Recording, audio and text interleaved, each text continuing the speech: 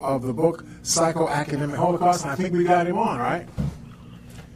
Dr. Johnson, are you there? Yes, sir. Good morning, my brother. All right, Dr. Umar Johnson. He is a school psychologist, author of the book Psychoacademic Holocaust. I got that title right?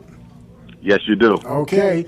He's been championing the effort to get parents and responsible officials to recognize and resist what he refers to as the war against black boys. He has dedicated his career in fighting the psychoacademic war on the side of African American boys, and uses his experience to educate parents on how they can take charge of their children's education. He urges the community to take a stand to change the disproportionate graduation rates of African American students, especially black male students who have the lowest graduation rates in the country. Dr. Johnson, when I was looking at your text, Psychoacademic War, that refers to a war being waged by the public education system against young children and children of African ancestry in the United States, particularly African boys. What exactly do you mean by that phraseology, the psychoacademic war? Yes, sir. In conversation, I generally refer to it, as you stated, as the psychoacademic war. In reality, as the book is titled, it's really a psychoacademic holocaust. When you talk about a war implies that there's two sides engaged in a struggle. A holocaust implies that there's only one side engaged in the struggle, and the other side, unfortunately, has been victimized because it doesn't recognize that, in fact, there is a war taking place against it. So because we're not fighting back, it becomes a holocaust and not a war. But there's 6 stages in this war against black children, boys in particular. Miseducation, stage 1, they deliberately miseducate black boys. Special education, stage 2, they deliberately misdiagnose on purpose black boys with such glow-in-the-dark, cannot be proven disorders as reading disabilities and math disabilities and ADHD and conduct disorder, which takes us to stage 3, debilitating psychiatric medication. Now the Ritalin comes in, the Adderall, the Concerta, the Cyclert, the Metadate, takes us to stage 5, juvenile detention and incarceration. That's when the drugs has fried the young man's mind so much he's not able to function anymore. So now they send him to the juvenile detention center, and then that takes us to stage 5, which is psychological frustration and alienation. This is when he becomes the so-called thug, the angry black male, and then that takes us to stage 6, premature extermination at the hands of another black male, also suffering the debilitating effects of the psychoacademic holocaust. That is just so depressing to hear. But the thing is, let me tell you what's so depressing about it. Not that it's happening, but because the African American community has the financial and intellectual wherewithal to reverse this problem, eliminate it completely on its own. We are a $1 trillion economy. In 2016, we spent $2 billion on Air Jordan, $600 million on McDonald's, $9 billion on Perm and Weave. In 2016, Black America purchased twice the amount of Mercedes-Benzes as white America, although white America has more than twice the amount of wealth as black folk. So we clearly could solve this problem on our own, but the truth of the matter is the Department of Education don't care much about black children, but neither do black people. And you know, Dr. Johnson, that is so profoundly insightful. We do a lot of discussion about these kinds of issues on this program. And one of the things that I just want our audience to just wrap your mind around this reality. African American people as a whole have a gross domestic product. In other words, you add up all savings and income and real estate and all that stuff that belongs to African people together. It comes to $1.7 trillion. Now, I don't know how many people get their minds wrapped around trillions, right? But trillions is a lot of money. That's a lot of zeros, right? And when you talk about that kind of money, if we were an economy, a national economy, we would be in the top 11 economies on earth. It would seem to me that if we could just make a decision amongst ourselves, which I know is not as easy as it is to say, but if we could make a decision amongst ourselves to stop looking for other people to do for us and just invest in ourselves, make sure that all of our children have African adult that is around them almost all the time. That you have almost no, as a child, you have almost no completely unsupervised time. When I say supervised, I don't mean somebody holding your hand. It's somebody who's in the area that you're in. So when something happens, there's somebody to intervene, right? If we could keep us around caring adults all the time, we would get wired into thinking that being safe as a child is normal. I think that we think being safe as a child is abnormal in lots of parts of African communities around the country. Does that make sense to you? Oh, you're absolutely correct. In fact, I would argue that in the post-Dr. King assassination era, these 49 years or so, because we'll be celebrating 50 years this coming April 4th, 49 years since the assassination of Dr. King, has been the period of the normalization of dysfunction in Black America. We have normalized dysfunction. Police genocide is now normal. Teenage pregnancy is normal. Only 1 out of every 4 Black boys graduating from high school is normal. White Jesus still in our Black churches is normal. We have normalized the dysfunction of our community. Yep. Dr. Johnson, we have Patricia Elliott. You just have to kind of. Can you hear me? Well, I don't know if you can hear on your set. We have Patricia Elliott, who is the assistant director of our Better Schools, Better Neighborhoods initiative, who's joined us in the studio. She's the one that sort of found you for us, so we wanted to give her an opportunity to talk. What our Better Schools, Better Neighborhoods initiative is about is exactly what you were talking about. How do we marshal the resources of ourselves to help us do the one thing you know you can win on if you do it right? If you get your kids through the education process where they come out on the other side able to go into a conferring or a vocational certification program without requiring remediation, you spent your 13 years of education of your child wisely. If you don't get that done, you might as well just throw that money in the wind. Right? And so we try to work on the how do we help the community to get better so that we can help us educate our kids better so that we can grow a better pie for all of us. So, Patricia, can you speak up? Can you I can try. Can you hear me? I can hear your voice, but I can't. You're kind of far. Yeah, my headphones aren't working. Try this one over here and see if you can hear her now. Can you hear me? Still can't hear? Try. You guys sort of switch around your mics. There you go. Can you hear me now? Yes. Okay. Good morning. Good morning. How are you? Good morning. Good morning. Excellent. I can barely hear. I can't even hear or anything. That's okay. Okay. Well, I want to say good morning. Thank you very much for coming on. This is a heavy topic of discussion. Our children are at stake here. What's going on in our education system with the way things were created to bring our children down? I mean, children being placed in special education, the district suggesting to parents that your child needs special education, and you know as a mother your child doesn't. That's the conversation I can bring because they tried to tell me that about my daughter. And it's just not true. It's just not true. You know, Dr. Johnson, you raised a point it wasn't in the book, or it might have been in the book. I don't know if I saw it there or if I saw it in one of the articles that I read on some of the speeches that you have given, but help me understand if what I'm thinking makes sense. I get the understanding that if a child is placed in special education, the district gets about twice as much money for that child than they would get for a child who was not in special education. And that, now this may just be the cynical person in me, so if I'm wrong, you can tell me, I can take it, right? But the impression I get is that districts are putting kids into special education unnecessarily because there's sort of superficial things that are going on that allow them to be able to mark that child for special education.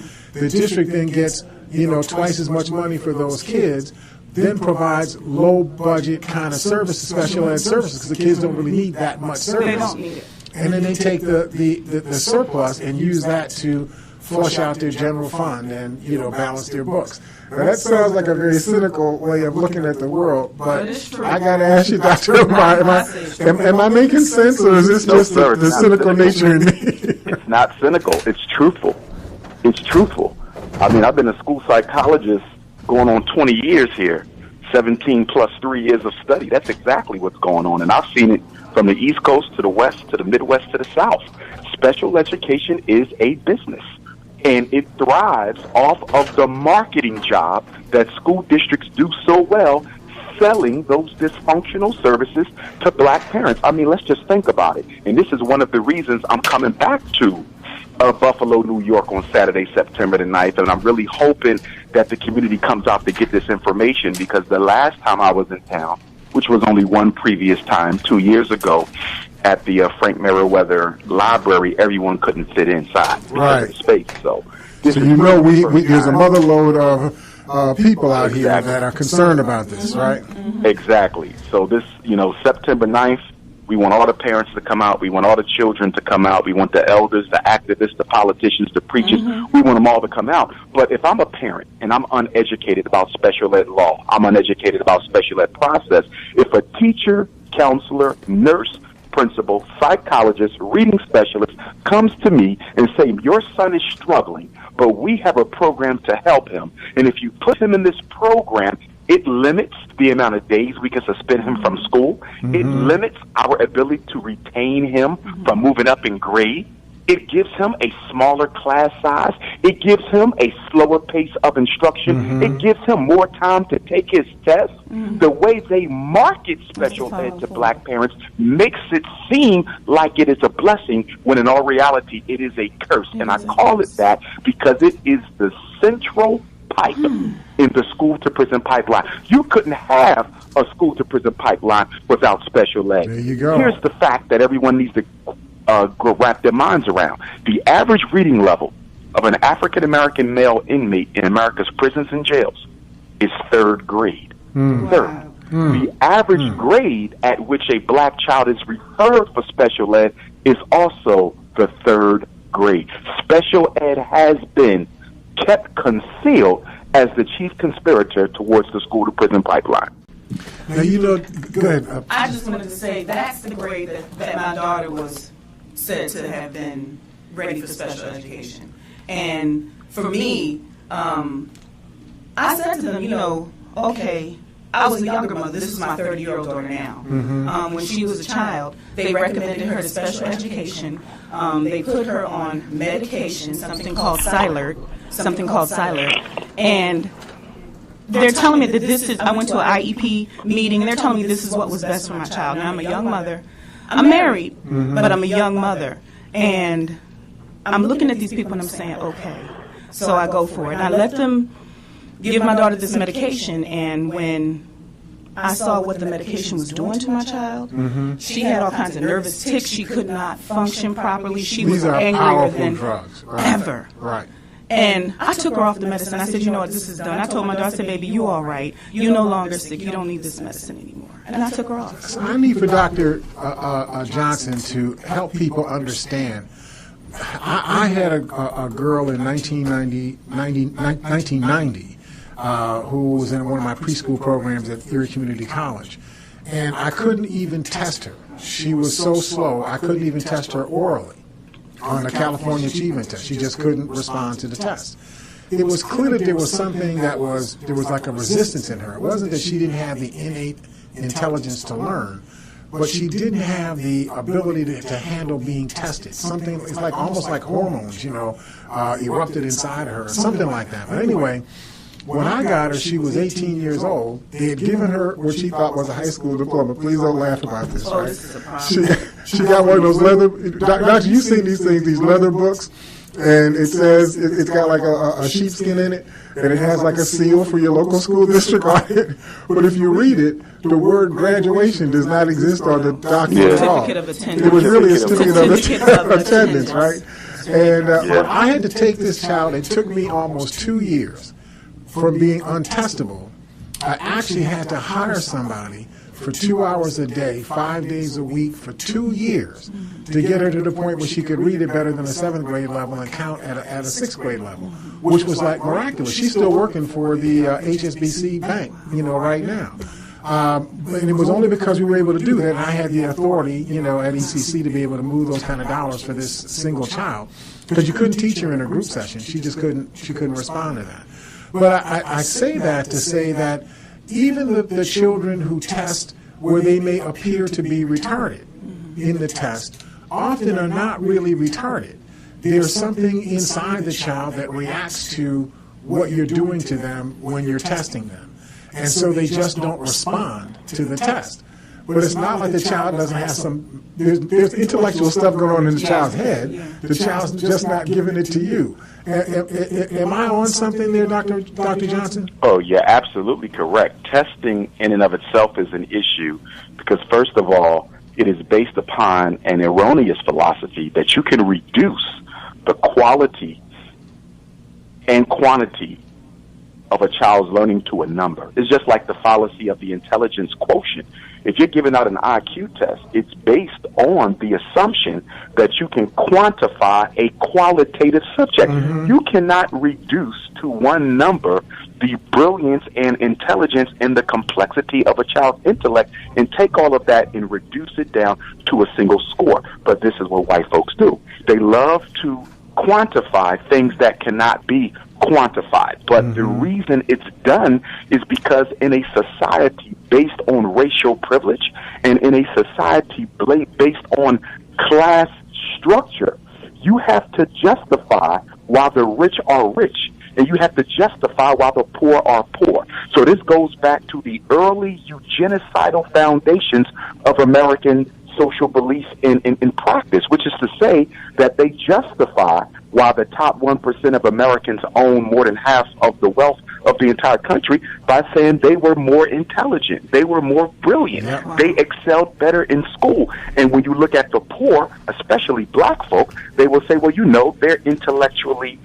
backwards, they're half monkey, they're not as intelligent as white children. So to make a long story short, testing in the 21st century serves the same function as the Jim Crow sign did in the 20th century. And that is to say that testing is the new way of denying opportunity to black people without saying it's because you're black. You just simply say you didn't score high enough. This is how they keep us out of the fire department. This is how they keep us out of civil service jobs. This is how they keep our children out of prestigious universities. The test score is the new Jim Crow sign. Instead of letters, they use numbers now.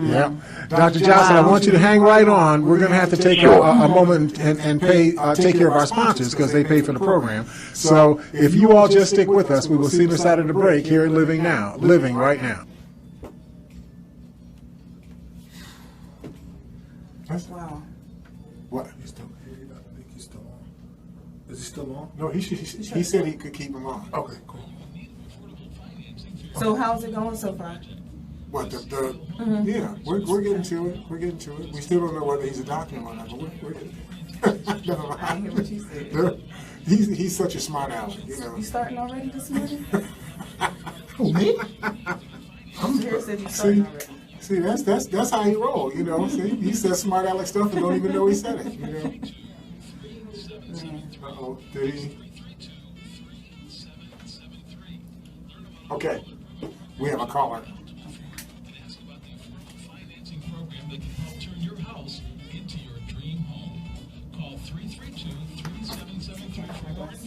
It's the Home Improvement Resource Program, restoring value to neighborhoods across Erie County. This is North 129. Brought to you by the Community Action Organization of Erie County. All right, welcome back to Living Now here at WFO 96.5 FM on your dial.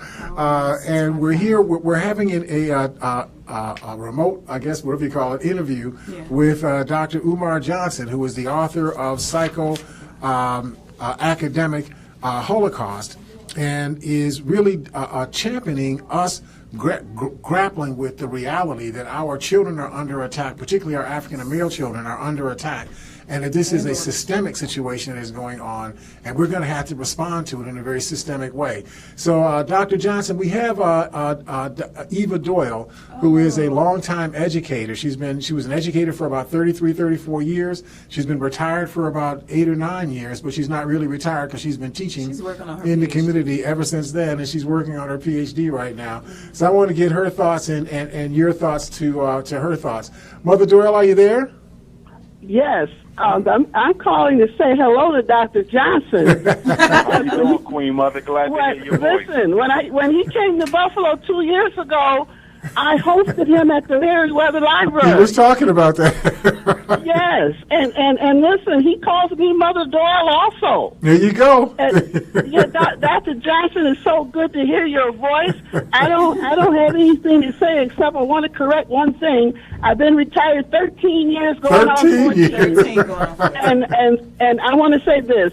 I when I taught in the schools, I very seldom referred children to special ed because I knew what was going to happen. There were so many teachers who were so lazy, who didn't want to challenge our children and teach them the correct way. But I don't want to take up, I'm going to be there at the church to listen to you. I'm going to cover you for the Criterion. I just wanted to say hello and welcome back to Buffalo. Queen Mother. Thank you very much. I'm looking forward to seeing you as well. Excellent, excellent. Dr. Johnson, this whole issue of IQ tests, I found that to be very intriguing because I took an IQ test when I was maybe 7 years old, and they said like I had 140, IQ, and took another one, about 6 or 7 years after that, said like I had 147, 148 IQ and so on. I didn't understand what that meant in the context of me learning. I had people that were better at chemistry than me. They weren't as good at trigonometry, but they were better at chemistry than me. I didn't see what the connection was between what these tests were and what I was actually doing in school.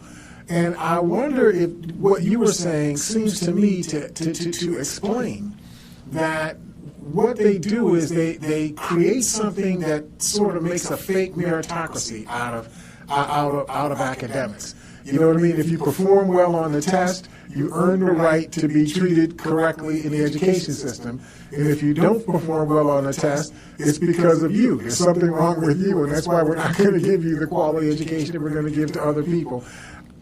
I hope that that's not what's going on, but that's my sense of what is taking place. Am I on the money on that? Oh, you're absolutely on the money. Instead of looking at the test and saying, why is it that African-American children categorically and systematically score lower than white children, let's look at this test and see why an entire race of children are doing less well than another race. Instead of saying, let's look at the test, they say, no, we're going to blame the children. But what I want to add to the conversation is that 15-point test gap over which so many conversations and panels and debates and discussions have been had was deliberately created. That was not an accident of testing. The test was created, again, to justify the racial hierarchy, to justify white privilege. We need to understand something really, really well here. If black children categorically outscore white children, let's just say for the rest of 2017, black children are showing that they are 10 to 15 points smarter than white children. America has a major problem on its hands. Why? Because if black children are more intelligent than white children, how do we justify so many of them in prison? How do we justify that you only have one black working on a doctorate at this university, another black in law school, only 2 of them in med school, only a couple in the engineering program? How do you keep Harvard all white?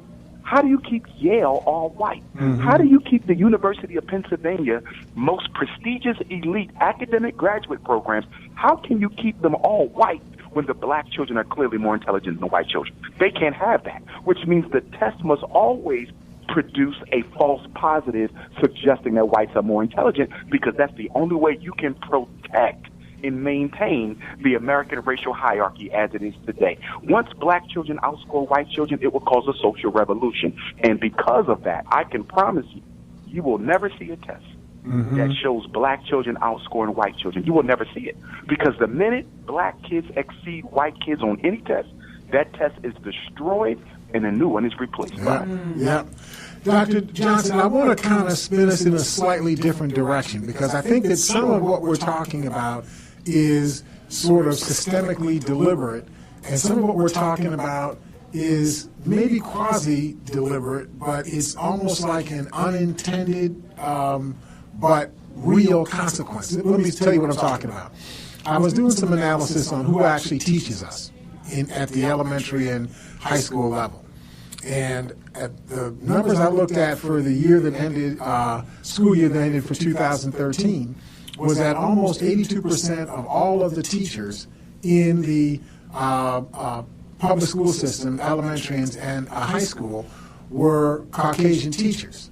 And even some of those Hispanic teachers are actually Caucasian teachers that just happen to speak Spanish. I don't know, some people don't know that speaking another language is not the same thing as being a different race. But that's another conversation. That's too hard for us to work our way through.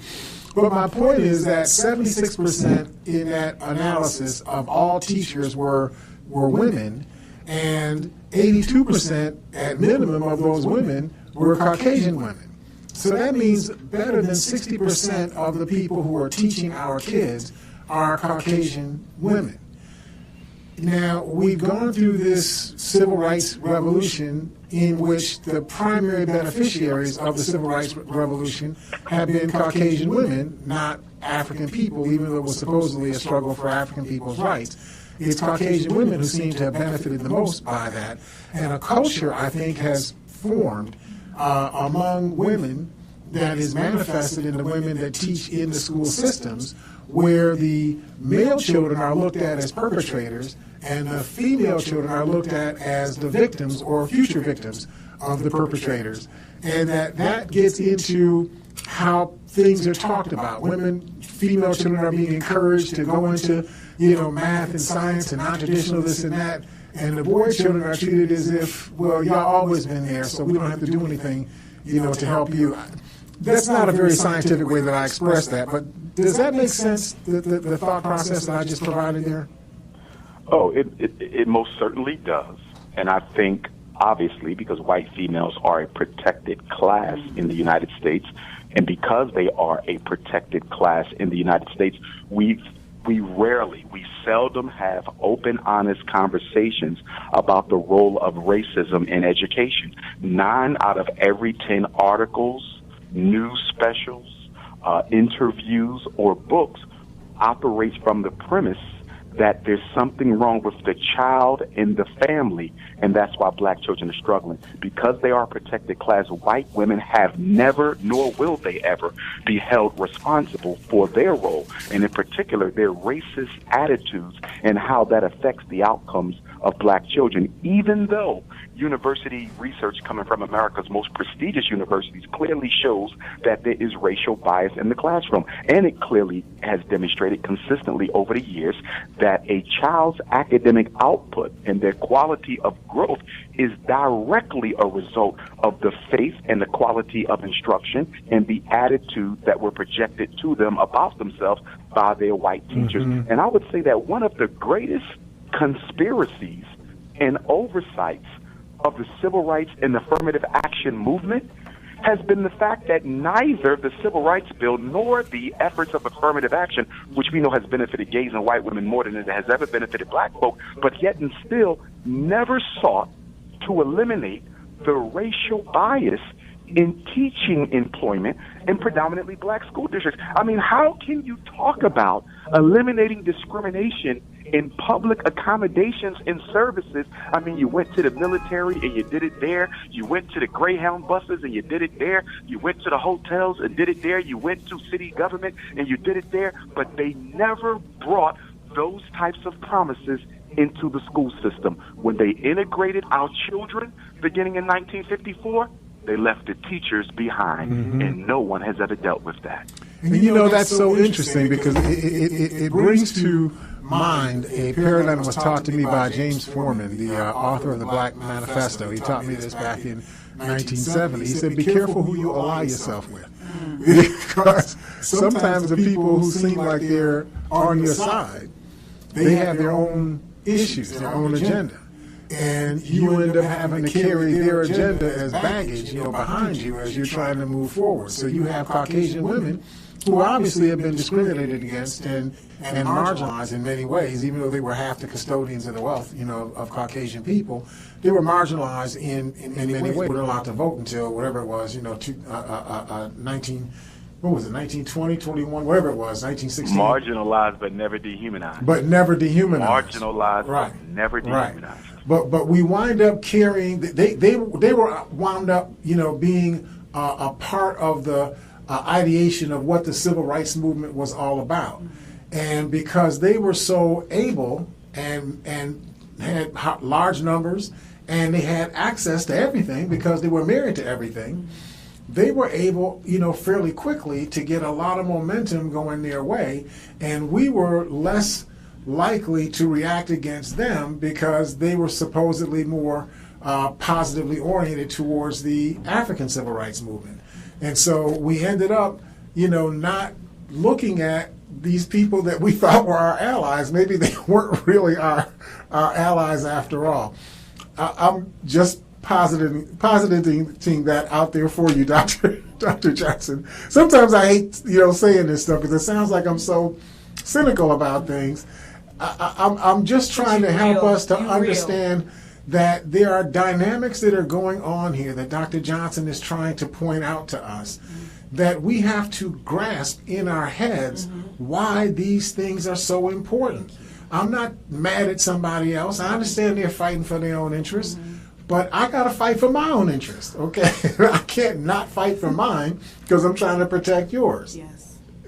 Dr. Johnson, help me. Pull me out of the basket that I put myself in. I absolutely follow you on that. I think one of the ironies of the black struggle as it relates to education or any other aspect of our reality is that whenever you do put the issue of race on the table as a serious catalyst for many of the problems that African people face here in the United States and throughout the Western Hemisphere, you will get black people who voluntarily, without training, license, or degree, will stand up and defend white people without even being asked to do it. And so one of the things that we're going to have to deal with going forward is how do we neutralize that element within our own community, which is hell-bent on protecting racism as a way of protecting the crumb that it has received from the table of racism. In other words, there's no scholar in America, in his heart or her heart, who doesn't absolutely know that black people are never going to get equality in this country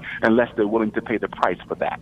Okay? They know this. But yet and still they would argue that marching and protesting and voting and praying will change things. They know it's not the truth, but it protects whatever benefits they have gained. It protects their job. It protects their retirement. It protects their child attending a privileged, prestigious white school. It protects whatever monies that they're contractually obligated to receive from the power structure. So a lot of us, out of our own selfishness and out of our own greed and narrow-mindedness, we will defend racism, not because we believe what racism says, but because it protects our own estate.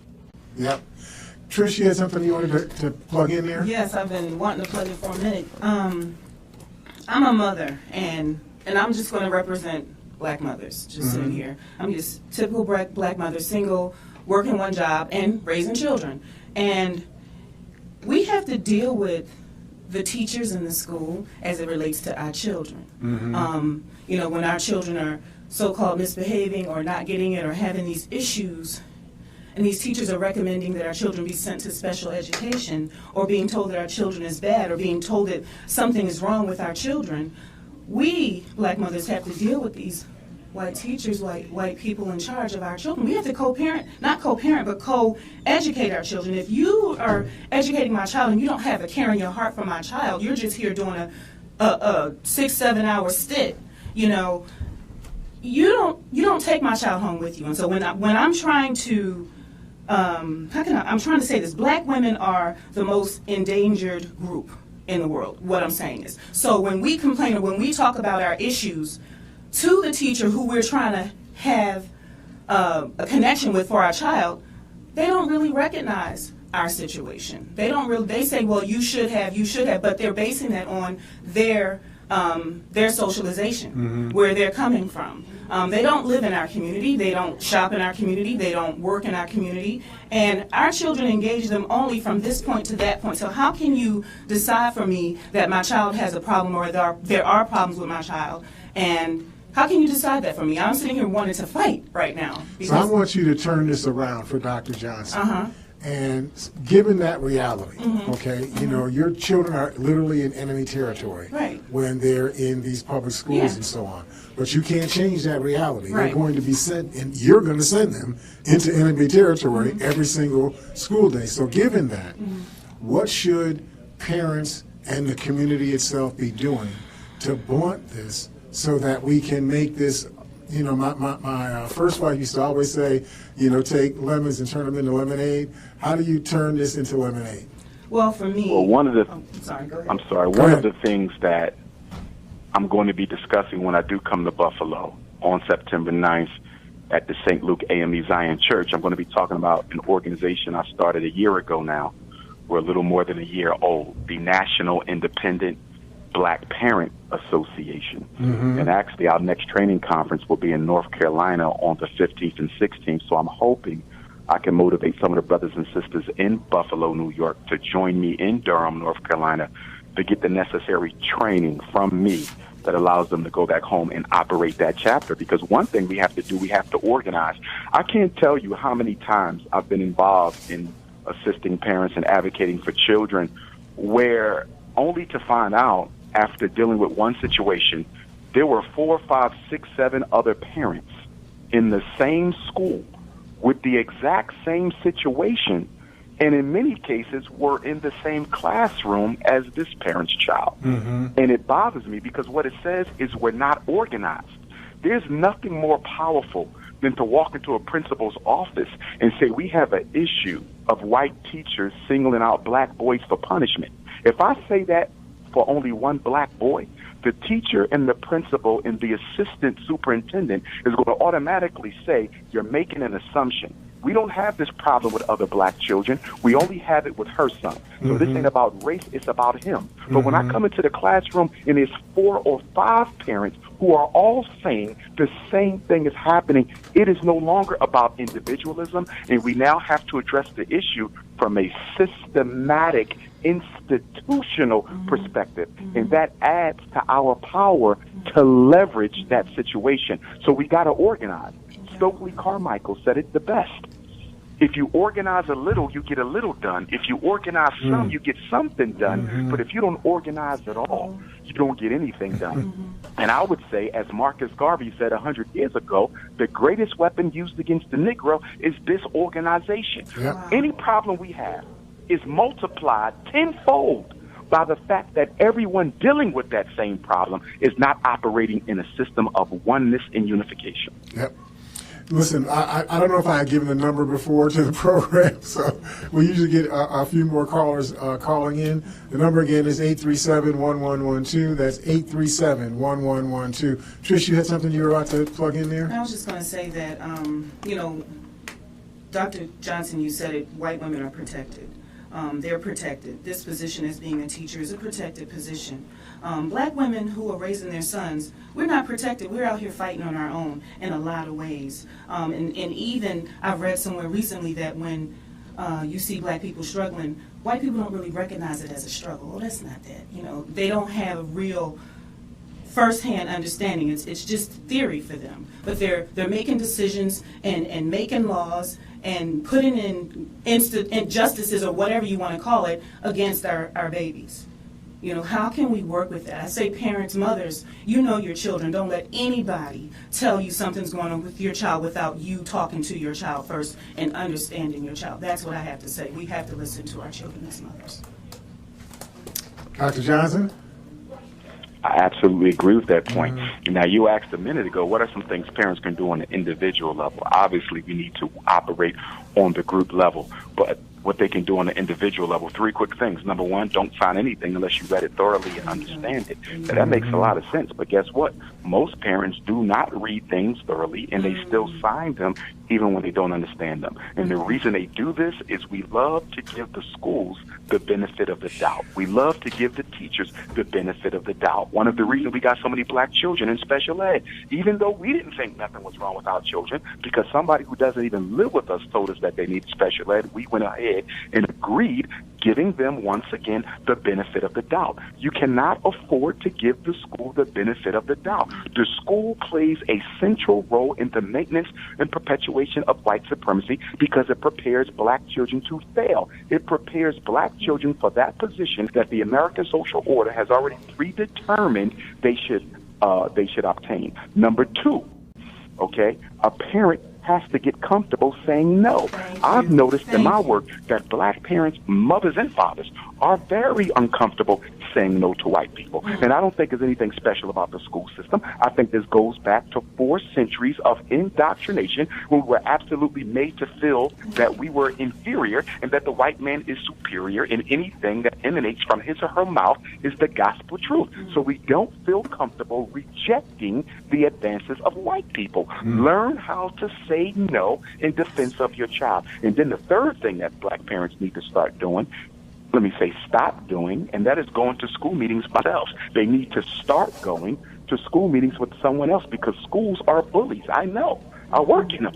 Schools will bully you just like a gangster would. They like to get the single black mother coming in there by herself. So the principal and the vice principal and the dean of students and the classroom teacher and the reading specialist can gang up on her. And because they're white and have more college degrees than she has more often than not, she once again gives them the benefit of the doubt. Never, ever go to a school meeting by yourself. Bring 2, 3, 4, 5 other people with you. Bring relatives. Let them know that we are a family. Nothing worse than a single black mother who shows up either telling them outright or evidencing through her behavior that she don't have any support. A single black mother without support, her kids are destined for a life of special ed and low expectations. So I want to put a scale on this problem. I want to numerically. Okay, I know we were talking about numbers a minute ago, but I want to scale this for us. Roughly 16 to 17% of all children in the public school systems in the United States are black children, right?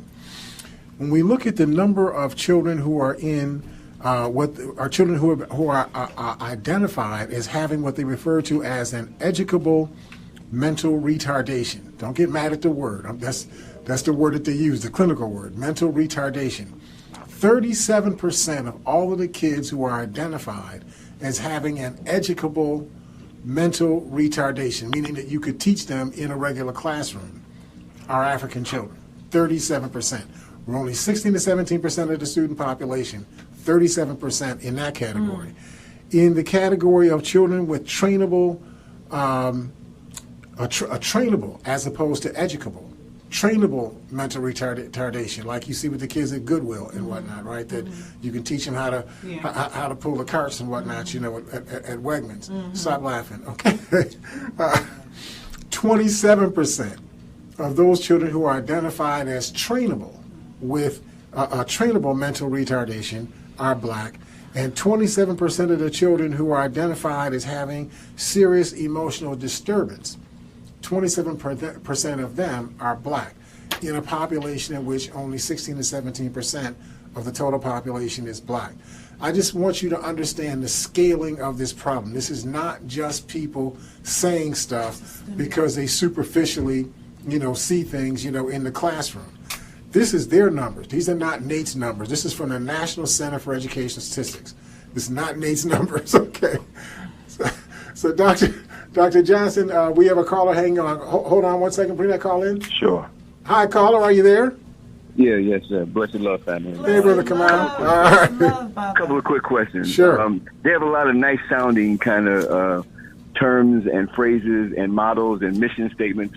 Like the mission statement of the Board of Education is putting students and families first to ensure high academic achievement for all. They have something in here in New York State called the Dignity for All Students Act. My question is, if not special education, should we have specialized education? Because not all students learn the same way, and we need to teach the way students learn if students aren't learning the way they teach. So how can we take control over the development and education of our own people? Good question. Dr. Johnson? My answer to that would be no other aspect of education is more important than the personnel. We can focus on learning styles, we can focus on teaching methods, we can focus on the pedagogy, we can deal with the instruction. It will not matter because the person teaching the child doesn't care about them. In other words, you guys know I'm in the process of building the Frederick Douglass Marcus Garvey Academy. Imagine I got two teachers for the same position. One of them has all of the degrees. Other one is fresh out of college, very little experience. But she is absolutely optimistic about her ability to impact them children.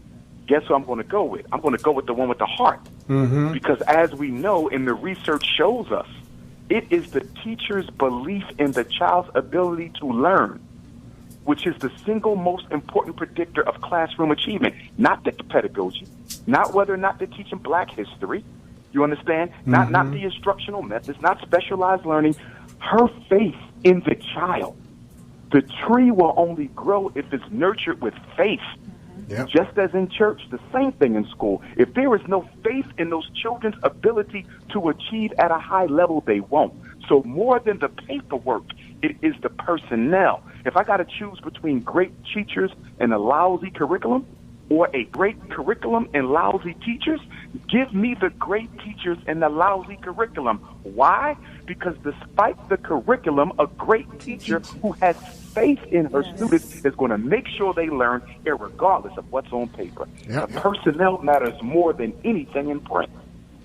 That was revealed in the research of Leon Pettigrew, who wrote an analysis on the Coleman Report.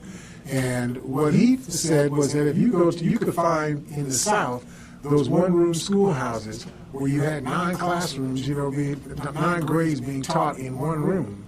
And those kids were graduating, getting through school, going on to secondary school, and going on to college in spite of the lack of resources because of the passionate commitment that the teachers had for those children. So it wasn't about, whether or not you had the best, chemistry labs and, swimming pools and a nice track, on campus and whatnot. It was about the teachers. If the teachers really wanted it and the principal was really the education leader of those children, people become what they hear. If you're the important person in somebody's life and you're the one that's constantly, helping people to understand what they can be, they will turn into what you are directing them to turn into. And if that's not where you're coming from, the kids will turn into people who are not, turning into what you say you want them to turn into. I think that's the answer to Kamal's question, Dr. Johnson. I think you're right on the money on that. And I would also add that we need to be clear that although we appreciate it, and I largely support the Adam Clayton Powell, Charles Hammond Houston's NAACP Legal Defense Fund's victory in the May 17, 1954 Brown versus Board of Education Supreme Court decision. But we need to also be conscious that there were educators and scholars who did not agree with the need to integrate the schools or desegregate the Black schools. There was a lot of Blacks who opposed it. W.E.B. Du Bois opposed it. Zora Neale Hurston opposed it. A lot of prominent Blacks opposed it. They didn't see it as necessary, and they thought that it would lead to ultimately detrimental outcomes, as we can plainly see. And one of the reasons that they desegregated them schools had nothing to do with giving Black children equal access to a quality education.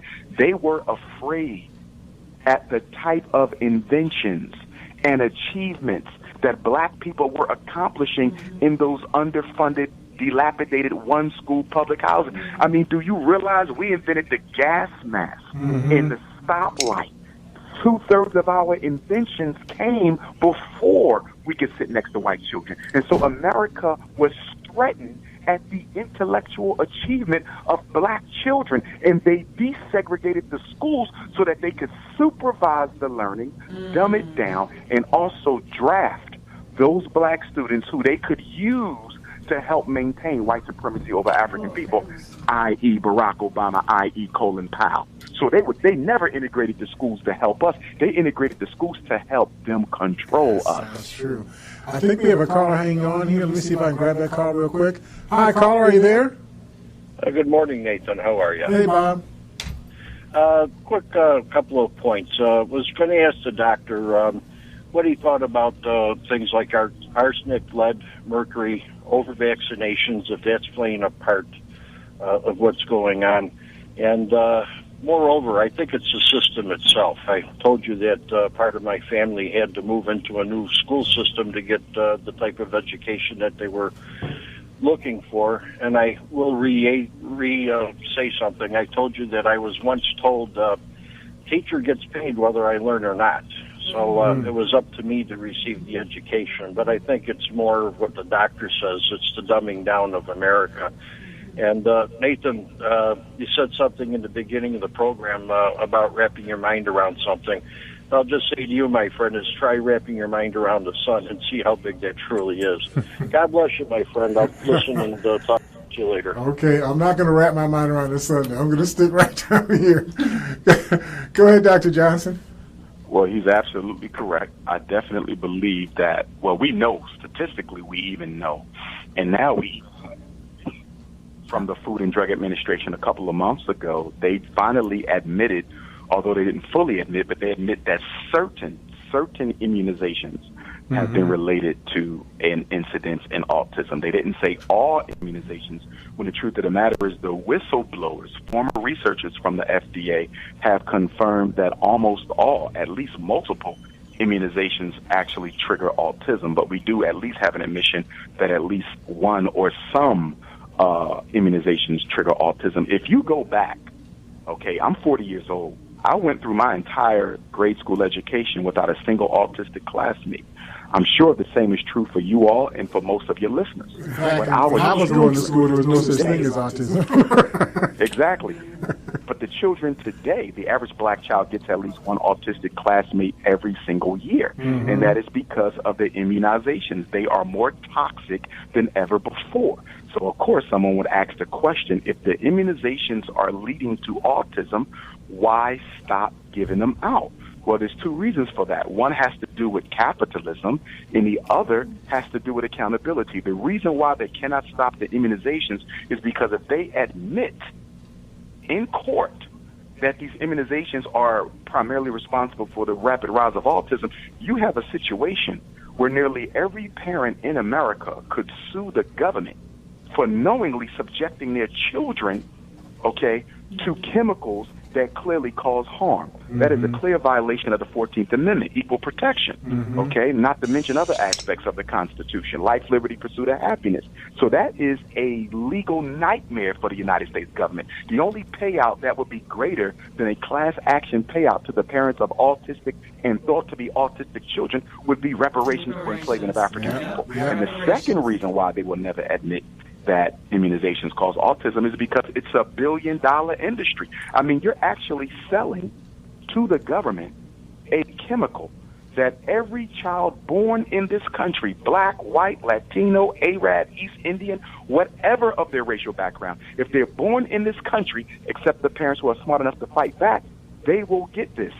Do you know how much money that is? You don't even have to market the product. It's guaranteed because it's being forced down parents' throats by the government. Yep. So greed and accountability is the reason why this monster called immunizations will never stop. And on top of that, there's no long-term evidence, no long-term conclusive evidence that shows children who are immunized are healthier than children who are not over their lifetime. Dr. Johnson, I want to get one more call in before the end of this hour. Let me get that call real quick.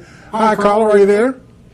Good morning, Nate. How you doing? All right. How are you doing? Okay. I just want to just say I'm glad to hear this doctor speaking about what I knew when I became an administrator in 1991.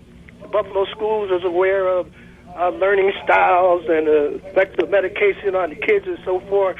And so we're dealing with the different generation of parents, and thank God for you for having this brother on the air to deal with this new generation of parents, to let them realize the racism aspect is still going on in this day and time. God bless you. All right, thank you. And Dr. Johnson, let's tell people again, we're going to be at St. Luke's AME Zion Church. This is going to be on September 9th. What time is that going to be? 4 p.m. Doors open up at 2 p.m.